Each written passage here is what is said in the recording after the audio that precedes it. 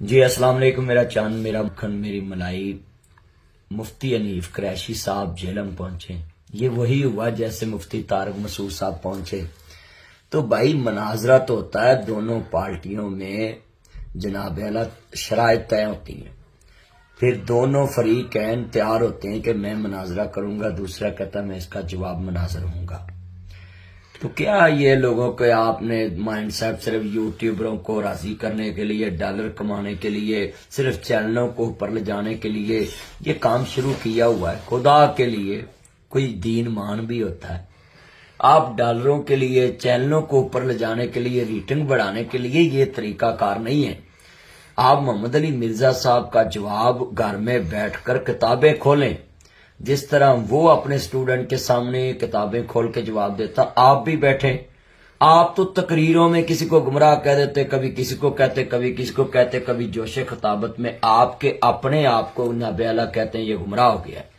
تو لہٰذا نیف قریشی صاحب کو چاہیے کہ یہاں جوش نہیں چلتے مناظروں میں، وہ اپنے سٹوڈنٹ میں جو حوالے پیش کرتے ہیں آپ اس کے متبادل کتاب نکالیں جو آپ کے پاس پٹواری میں پڑا ہے، پنڈورا باکس کھولیں اور اسی لینگویج میں جواب دیں۔ مارے ان کی طرح انگلش تم بھی اسی لاجک سے جواب دیں۔ یہ کیا ہوا ٹی ویوں پہ بیٹھ کے کبھی کسی کو گمراہ کر دینا، کبھی کسی کو گمراہ کہہ دینا، کبھی کسی کو۔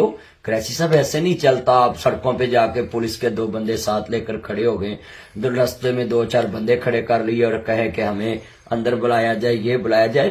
مناظرہ تو ہوتا ہے کہ دوسرا فریق بھی مطمئن ہو۔ تو آپ جناب دونوں طرف سے ٹائم لیں اور مناظرہ کریں بیٹھ کے۔ یہ کیا ہوا کہ کسی کے دروازے کے آ کر کہہ دینا، مہینہ پورا ٹیلاب لگے رہنا یوٹیوب پہ، وہ جناب جی کہ میں ٹائم لے لیا ہے، وہ کہتا میں نے دیا نہیں ٹائم، پھر کہتے ہم نے ٹائم نہیں لیا۔ یہ ساری باتیں لوگوں کو بیوقوف بنانے کے لیے۔ آپ کے تو اپنے لوگ آپ کے خلاف ہیں۔ آپ کے کتنے علماء کرام اہل سنت والجماعت بریلوی کے جنہوں نے آپ پہ اٹیک کیا ہوا ہے کہ آپ ہمارے نمائندہ نہیں ہیں۔ پہلے آپ اپنے آپ کو ڈکلیئر کرائیں کہ آپ ان کے نمائندہ ہیں۔ آپ مسلک اہل سنت والجماعت بریلوی کے نمائندہ نہیں ہیں۔ تو لہٰذا سب کو چاہیے کہ اس طرح سڑکوں پہ جا کر کبھی کسی کے مسلک کا فیصلہ نہیں ہوتا۔